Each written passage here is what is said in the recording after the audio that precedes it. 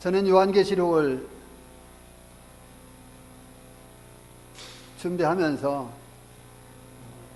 계속 느끼는 것이지만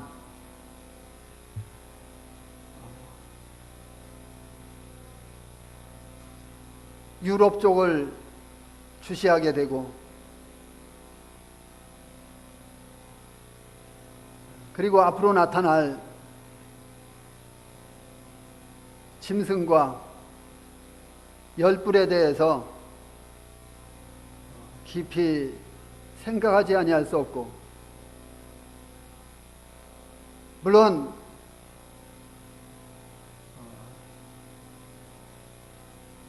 이와 같은 말씀들은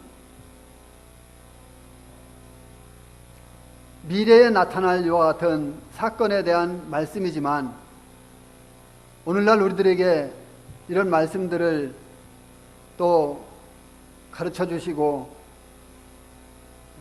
조명해 주시는 성령님의 놀라우신 지혜를 생각하면서 하나님께 감사를 드리게 됩니다. 그리고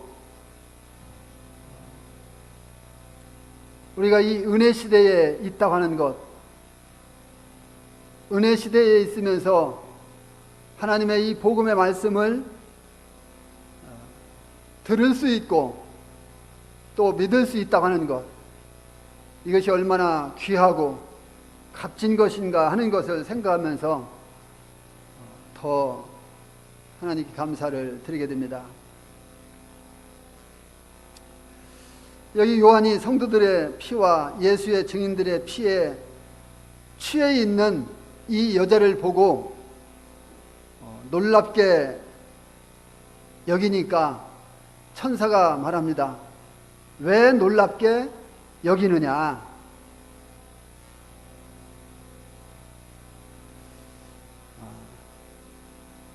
이 예수의 증인들의 피에 취해 있는 자,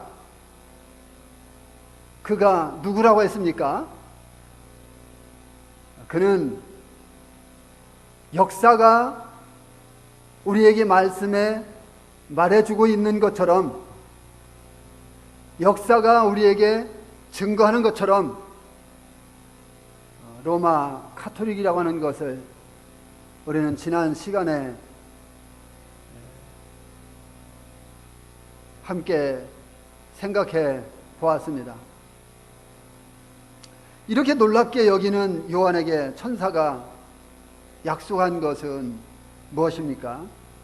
그것은 여자와 그가 탄 7머리와 10뿔 가진 이 짐승의 비밀, 이것에 대해서 내게 해석해 주겠다고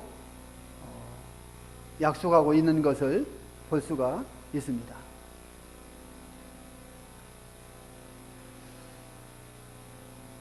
이 짐승, 이 괴물 같은 이 짐승, 이거에 대해서 요한은 어쩌면 깊이 생각하고 있었을 것입니다. 그런 요한에게 천사는 그것에 대해서 내가 네게 해석해 주겠다. 이 여자가 7머리와 10뿔 가진 짐승을 타고 있다고 하는 것은요, 이 여자가 짐승의 권세를 받아서 음행을 강요하고 치부하며, 그리고 성도들을 얼마나 많이 핍박하고 성도들을 얼마나 많이 괴롭게 했는지에 대해서 이야기해 주고 있습니다.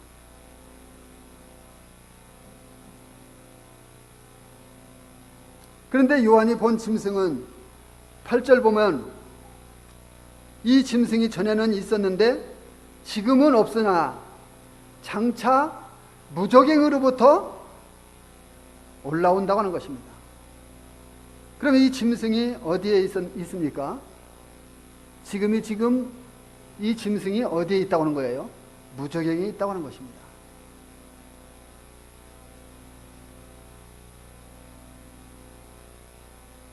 무저갱에 갇혀 있는 것입니다.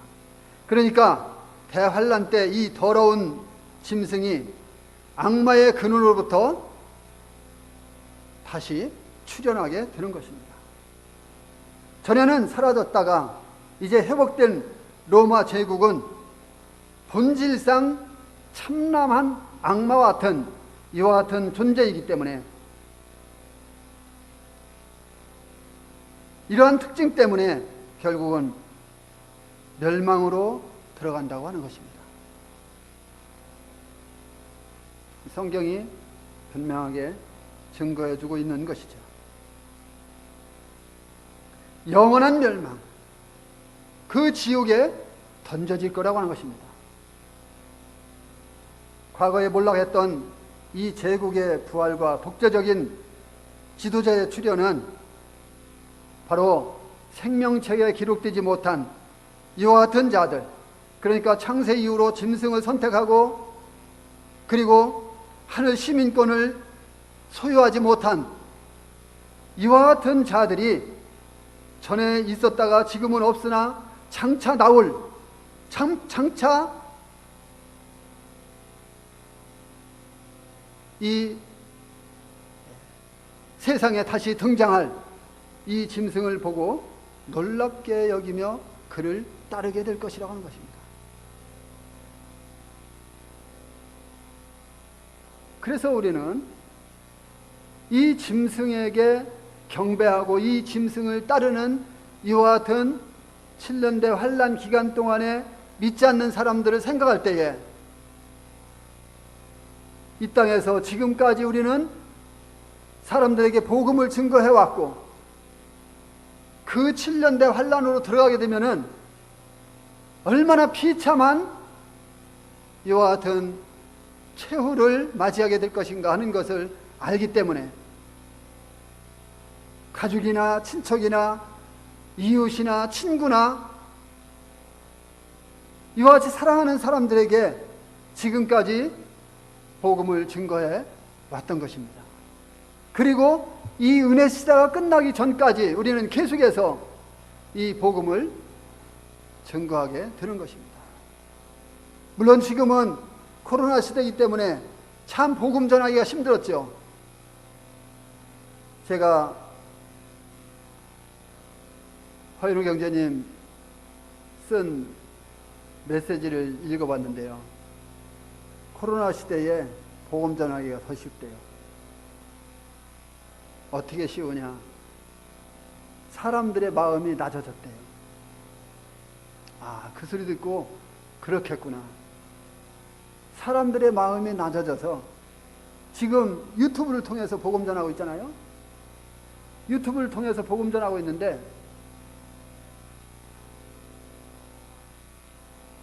상당히 많은 사람들이 그 유튜브를 듣고 있고 접속하고 있다고 하는 것입니다.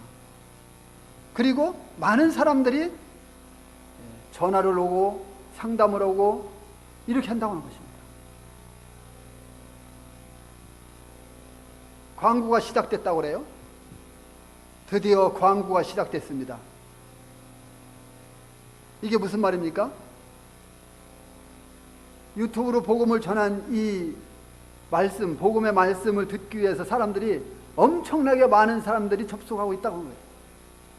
그러니까 이제 거기에 사람들이 몰리니까 업체들이 광고를 넣는 거예요. 이런 소식이 들려옵니다. 그 뭐를 말하는 거예요? 유튜브에 몇째 안 가는 시청률이 지금 됐다고 하는 것입니다. 얼마나 놀라운 일인지 몰라요.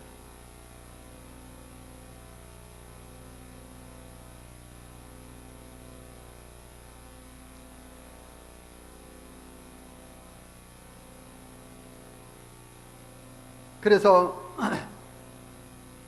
지금은 없으나 장차 나올 짐승을 보고 놀랍게 여기게 될 것입니다.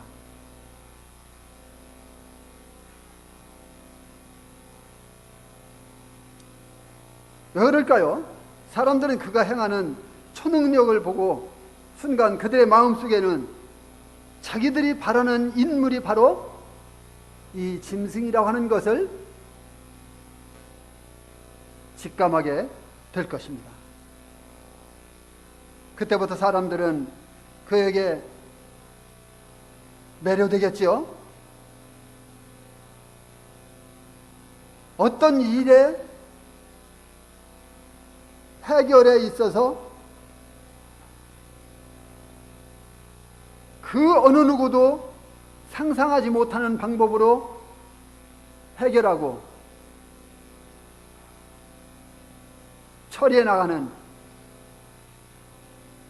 어떤 초능력적인 이와 같은 사건을 볼 때에 더 그렇게 되는 것입니다. 그래서 이와 같은 모습들을 보면서 이제 그 짐승의 나라의 시민들은 외견상의 부활로 말미암아 그의 초능력에 설복당하게 될 것입니다. 그래서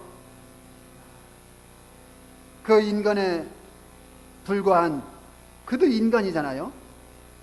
그런데 그 인간에 불과한 그에게 엎드려 경배하게 되고 그를 추대하게 되고 그를 예배하게 되는 것입니다. 이와 같은 일이 이제 얼마 있지 않아서 실행될 이와 같은 때가 온다고 하는 것입니다.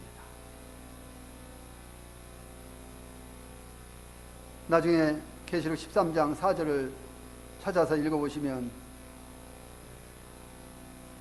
더 이해가 될 것입니다. 사람들은 이 땅에 생명 주시기 위해서 오셔서 죄와 그리고 사망과 지옥에서 인간들을 건지시기 위해서 그 수치에 십자가로 나아가셨던, 십자가는 수치스러운 거잖아요. 그런데 주님은 이 세상에 오셔서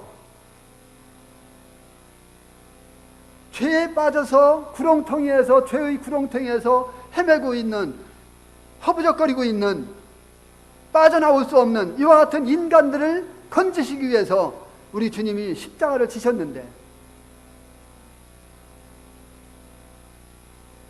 사람들은 그 주님에 대해서 거절했던 것입니다.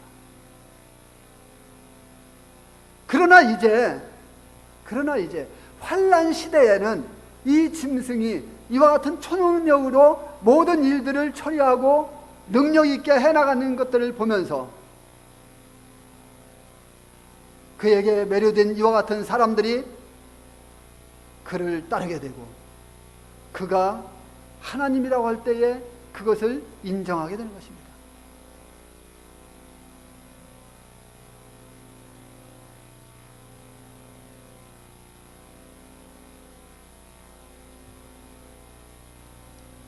이제 그들의 눈에는 그 짐승이 전에는 있었다가 지금은 없으나 여전히 있는 자로 보이기 때문에 그들은 이 인물이 틀림없이 하나님이라고 받아들이게 되는 것입니다.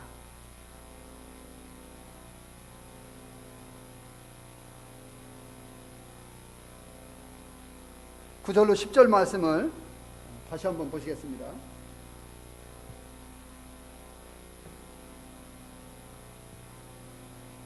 지혜 있는 뜻이 여기 있으니 그 일곱 머리는 여자가 앉은 일곱 산이요 또 일곱 왕이라.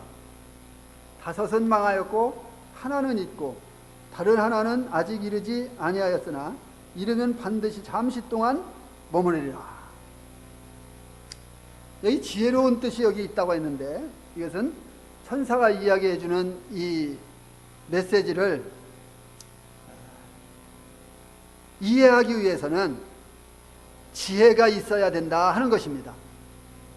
그런데 여기에서 이야기하고 있는 이 지혜는 인간의 머리로부터, 생각으로부터 나오는 지혜가 아니라 하나님께로부터 오는 지혜인 것입니다. 그러니까 하나님께서 가르쳐 주시지 않으면 안 된다는 것입니다. 성령님의 조명이 필요하다는 것입니다.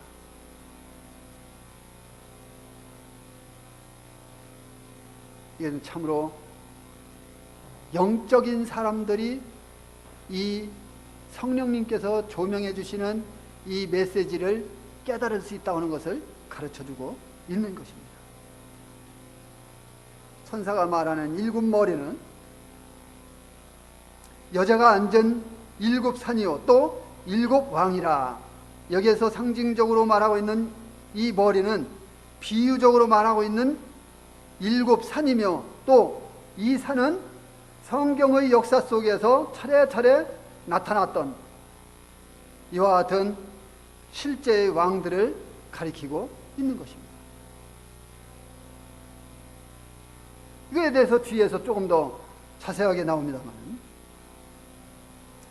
천사가 말하고 있는 이 산은 문자적인 산이 아닙니다. 로마는 일곱 언덕 위에 건설된 도시라고 그래요. 나라라고 그래요. 그런데 그 문자적인 산, 이것이 아니라고 하는 것입니다. 이것은 왕에 대한 비유입니다. 따라서 산이 로마를 가리키는 것이 아니라고 하는 거죠. 그럼 뭡니까?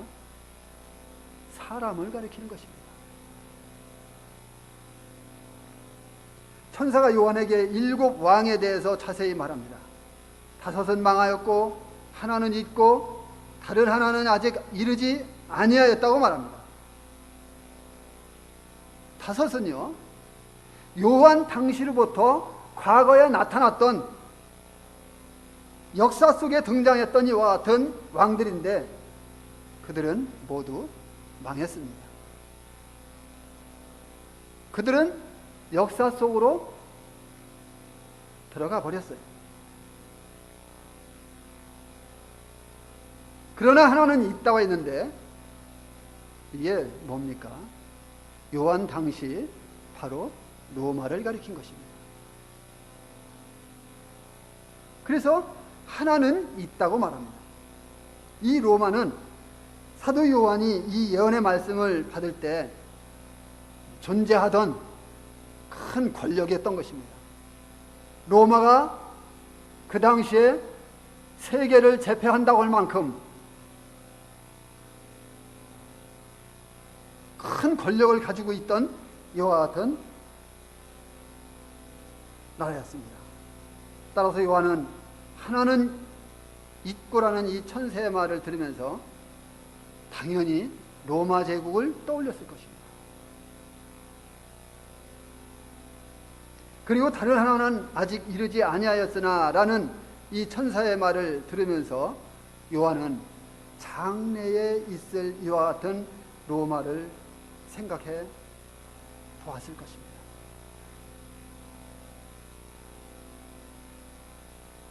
천사가 요한에게 말한 이 일곱 왕, 이 일곱 왕국은 일반적인 이와 같은 역사를 가리키는 것이 아니죠. 그럼 뭡니까? 이것은 성경적인 관점에서 볼 때 바로 역사를 이야기하는 것입니다. 이 성경의 역사를 볼 때 요한의 때까지 다섯 제국이 등장하는 것을 볼 수가 있습니다. 이 제국들은 물론 이스라엘과의 연관성이 있기 때문에 성경에서 아주 두드러지게 기록되어져 있고 또 나타나고 있는 것을 볼 수가 있습니다. 성경의 역사를 볼 때 이 천사가 요한에게 말한 이 나라는 망했죠. 첫째 뭡니까? 첫째는 애굽입니다. 왕의 이름은 바로지요. 우리는 성경에서 이와 같은 나라와 왕에 대해서 잘 알고 있습니다. 그리고 두 번째는 아수르입니다. 이때 이스라엘과의 연관성이 있는 왕은 사내립입니다. 그리고 세 번째는 바벨론이죠. 이때는 느부갓네살입니다. 그리고 네 번째는 메데 바사 제국이죠. 여기에서는 고레스 왕입니다. 그리고 다섯 번째는 헬라입니다. 여기에서는 알렉산더입니다. 앞에서 말씀드린 대로 요한이 이 예언의 말씀을 받을 때 당시에는 이 모든 제국들은 벌써 역사 속으로 들어가 버린, 사라진 지였습니다. 그래서 요한 당시에 존재하던 한 왕국이 있는데 그것은 여섯 번째로 바로 로마라고 하는 것입니다. 당시 왕은 가이사였습니다. 그러나 아직 이르지 아니한 일곱째는 언제 나타납니까? 이 교회 시대, 은혜 시대가 끝나고 나면 이제 7년대 환란이 시작되는데 그 7년대 환란 기간 동안에 나타날 짐승을 가리키고 있는 것입니다. 그 7년대 환란 동안에 나타나서 군림하게 될 왕, 짐승을 가리키는 것입니다. 그 짐승은 다니엘서 7장 8절에서 말씀하고 있는 대로 세계 역사에서 가장 악한, 막강한 이와 같은 제국으로 등장하는 작은 뿔로 나타나 있는 것을 볼 수가 있고요. 그리고 이 제국은 다니엘서 7장 7절에 말씀을 볼 때 10뿔 가진 네 번째 이 짐승으로 묘사되어 있는 것을 볼 수가 있습니다. 나중에 이와 같은 말씀을 찾아서 읽어보시면 더 유익할 것입니다. 11절 말씀을 다시 한번 보시겠습니다. 전에 있었다가 지금은 없어진 짐승은 여덟째 왕이니 일곱 중에 속한 자라. 그가 멸망으로 들어가리라. 전에 있었다가 지금 없어진 짐승은 여덟째 왕이다. 그래서 여기에서는 여덟 번째 왕에 대해서 말씀해 주고 있습니다. 이 짐승에 대한 이 8절의 표현이 여기에서도 다시 나오는데 이것은 뭐를 말하는 거예요? 전에 있었다가 라는 이와 같은 단어입니다. 이것은 계시록 13장 1절 말씀에 그 짐승이 세상에 처음으로 출현하는 것을 다시 여기에서 상기시켜주고 있는 것을 볼 수가 있다고 하는 것입니다. 전에는 있다가 없어진 이 짐승은 여덟째 왕입니다. 이 짐승은 죽은 것처럼 보이고 지금은 없는 것처럼 보이지요. 이 짐승이 일곱 중에 속한 자이지만 바로 부활했다고 주장하는 겁니다. 그리고 사단의 직접적인 통제를 받는 사람이 되는 것입니다.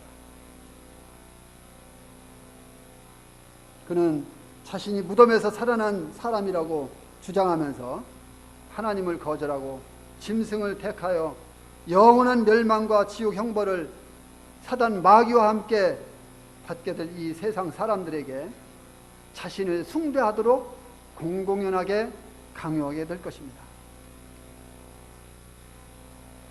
우리 데살로니가 후서 말씀을 좀 보실까요?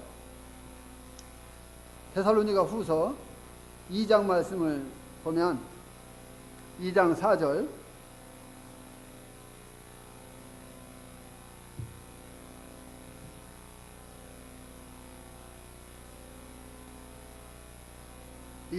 읽겠습니다. 그는 대적하는 자라. 신이라고 불리는 모든 것과 숭배함을 받는 것에 대항하여 그 위에 자기를 높이고 하나님의 성전에 앉아 자기를 하나님이라고 내세우느니라. 여기 보세요. 그는 어떤 자라 했습니까? 대적하는 자라고 했습니다. 대적하는 자. 자, 뭐에 대해서 대적합니까? 신이라고 불리는 모든 것. 세상에는 신이라고 불리는 것들이 많잖아요. 신이라고 불리는 모든 것과 숭배함을 받는 것에 대항하여 그 모든 것들에 대해서 대항합니다. 그리고 그 위에 자기를 높이고 하나님의 성전에 앉아 자기를 하나님이라고 내세웁니다. 그러니까 하나님의 성전에 앉아서, 여기서 말하는 성전은 당연히 제3성전을 말하는 것이죠. 하나님의 성전에 앉아서 자기를 하나님이라고 주장하는 거예요. 그런데요, 그때는 사람들이 그렇게 주장하는 그에 대해서 그대로 믿어요. 믿게 됩니다. 왜 그럴까요? 그 이유가 뭘까요? 그 이유는요, 이 은혜 시대에 죄인들을 구원하기 위해서 하나님께서 이 세상에 사람의 몸을 입고 오셔서 복음을 증거해 주시고 인간들의 죄 때문에 십자가에서 죽어 주셨는데, 이 예수 그리스도를 배척했기 때문에, 영접하지 않았기 때문에, 이제 이 시대에 가서는, 이 7년대 환란 시대에 가서는 하나님께서 어떻게 합니까? 11절 한번 봐보세요. 11절. 이러므로 하나님이 미혹의 역사를 그들에게 보내사 거짓 것을 믿게 하심은, 하나님께서 예수 그리스도를 보내셨을 때 믿지 않았기 때문에, 거절했기 때문에, 받아들이지 않았기 때문에, 이제 그 시대에 가서는 미혹의 역사를 역사하게 한다. 미혹의 역사를 보내겠다. 그러니까 하나님 성전에 앉아서 자기를 하나님이라고 주장하는데 그걸 믿는 거예요. 얼마나 무서운 시대가 옵니까?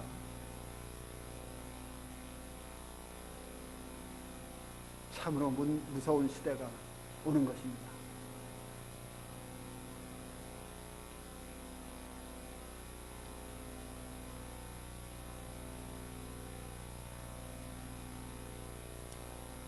그들이 이제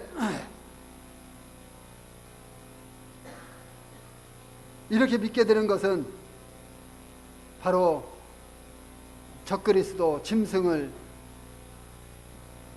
말하는 것입니다. 그는 자신을 하나님이라고 주장을 합니다.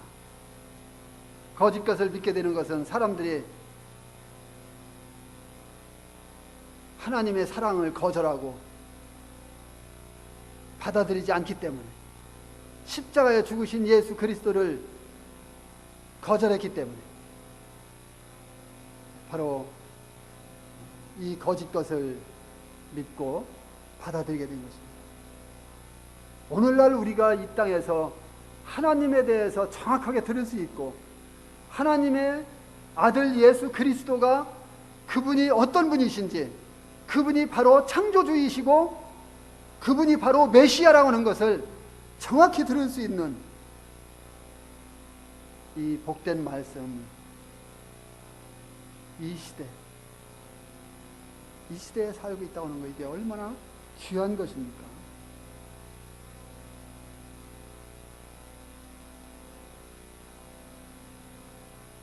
그래서 요한복음 5장 43절 말씀에 보게 되면은 예수님께서 말씀하셨습니다. 나는 내 아버지의 이름으로 왔음에 너희가 영접하지 아니하나 만일 다른 사람이 자기 이름으로 오면 영접할 것이다. 예수님은 이 땅에 아버지 이름으로 왔어요. 그런데 영접하지 않았어요. 그런데 예수님은 말씀하시는 것입니다. 그러나 만약에 다른 사람이 자기 이름으로 오면은 너희들이 그때는 영접할 것이다. 이 말씀이 그대로 맞은 것입니다. 그래서 대환란 시대에는 자기 이름으로 와서 하나님께서만이 받으셔야 되는 이 예배를 자기에게 드리라고 강요를 하는데 거기에 그대로 승복하는 거예요. 그대로 넘어가는 거예요.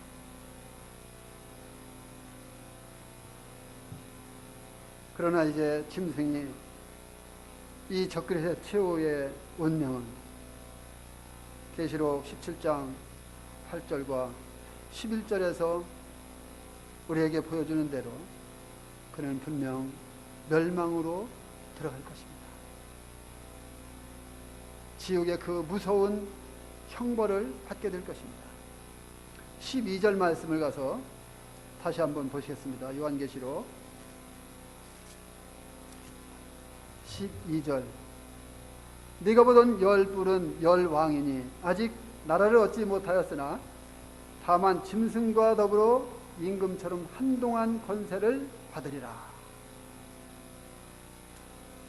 여기에서 열 뿔에 관한 천사의 해석은 요한이 보던 이 짐승에 대해서 더 자세히 보여주고 있습니다.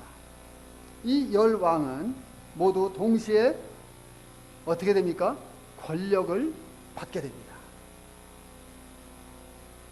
그들은 짐승과 더불어 같은 기간 동안 각자의 권력을 가지게 될 것입니다. 그들이 단체적으로 이 권력을 쥐게 되는데 이때 그 짐승과 어떻게 합니까? 제휴하기 때문에 그렇습니다. 이 제휴라는 건 참 좋은 것 같아요. 왜 그렇습니까?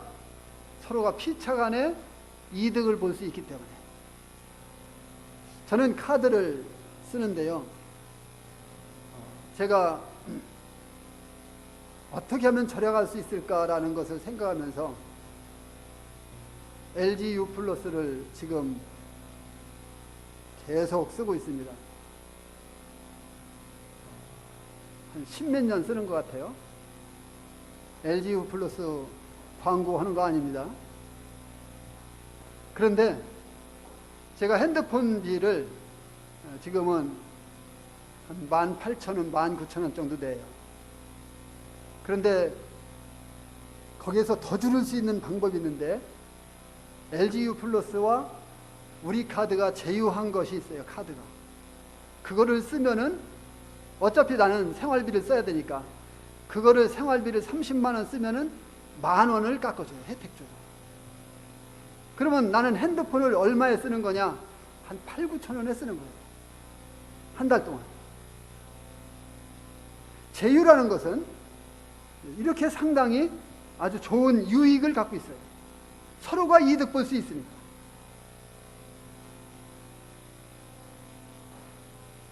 그래서 이 짐승과 더불어서 제휴를 하게 됩니다.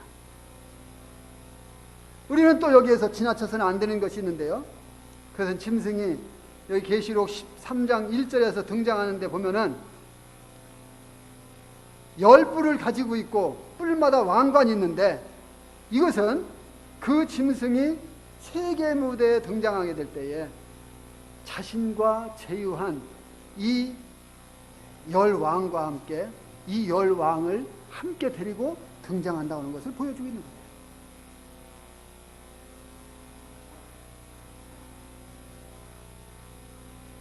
잠시 동안 권력을 가지고 함께 등장하는 것입니다. 그러나 그들의 권세는 한정된 시간 동안만 지속된다고 하는 것입니다. 한동안 권세를 받는다고 했는데 이것은 잠깐 동안만 있다가 없어질 이와 같은 나라라고 하는 것을 보여주고 있는 것입니다. 그들의 나라는 그 짐승과 연결되어 있기 때문에 이제 그들의 통치 기간은 이와 같이 짧은 기간 동안만 있게 될 것입니다. 13절 말씀을 보시겠습니다. 그들이 한 뜻을 가지고 자기의 능력과 권세를 짐승에게 주더라. 여기에서 10왕들이 짐승을 향해 취하는 태도를 보여주고 있습니다. 10왕들은 이제 한 뜻을 가지고 자기들의 능력과 권세를 짐승에게 넘겨주는 것을 볼 수가 있는데요. 그러니까 이 10왕들은 자신들에게 주어진 이 왕권을 포기하고 어떻게 한다는 거예요? 부활 로마 세계 제국에게, 이 짐승에게 자신들에게 주어졌던 이 능력과 권세를 그냥 넘겨준다고 하는 거예요. 자, 이렇게 되기까지는요, 이 열 왕들이 여러 차례 충분하게 회의를 걸칠 것입니다. 그리고 나서 최종적으로 결정한 것은 우리의 권세를, 우리가 갖고 있는 능력과 권세를 짐승에게 넘겨주자. 그것이 우리에게 이득이다. 이 결정이 났기 때문에 그럴 것입니다. 이들은 아주 치밀하게, 그리고 심각한 자리에서 이와 같은 것에 대해서 논의했을 것입니다. 자기에게 있는 권력을, 능력을 그냥 넘겨줄 리는 없어요. 왜? 무엇인가 이득이 된다고 보아야 되기 때문에.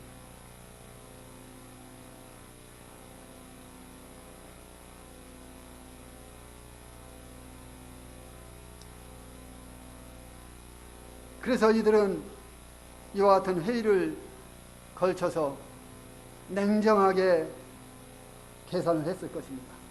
결국은 자기들의 주권을 짐승에게 넘겨주는 이와 같은 것이 자기들에게 플러스가 된다고 하는 것을 생각하면서 결정을 했을 것입니다. 열 왕들이 한 뜻을 가졌다고 하는 것은, 그래서 그들이 이와 같은 여러 차례 회의를 걸쳐서 그 결과 그들이 다른 목소리를 낼 수 없을 만큼 됐다고 하는 거예요. 한 뜻이 됐다고 하는 것은 더 이상 우리는 다른 목소리를, 우리가 각자 목소리를 낼 수가 없다. 넘겨주는 것이 우리에게 이득이다 하는 것을 결정을 봤다고 하는 것입니다.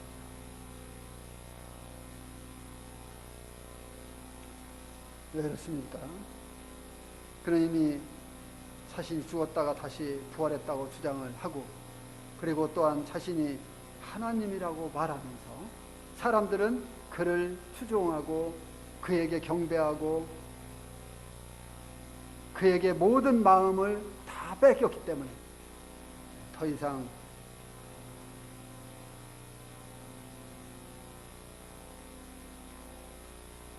이렇게 하지 않을 수가 없었을 것입니다.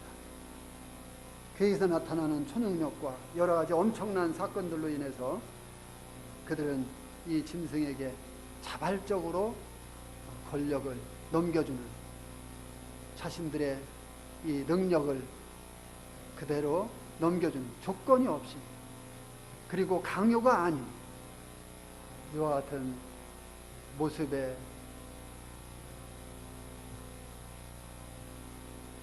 양도를 보게 되는 것입니다. 우리는 이와 같은 말씀들을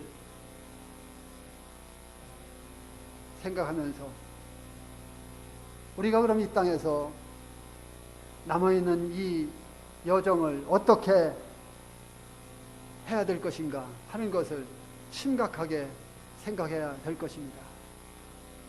물론 성도님들께서 나름대로 복음을 전하고 계시고, 또 실제 복음을 전하는 이와 같은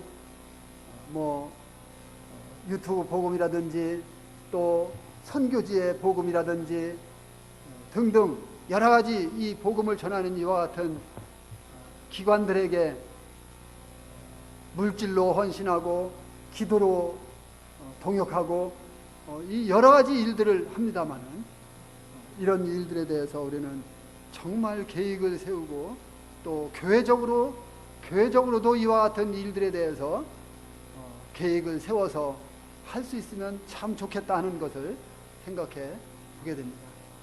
아직 구원받지 못한 이와 같은 가족들이나 친척들, 또 이웃들, 하루속히 구원받고 주님께로 돌아와서 주님을 섬기는 이런 그 축복이 우리 성도님들 가정에서 일어날 수 있게 되기를 바랍니다.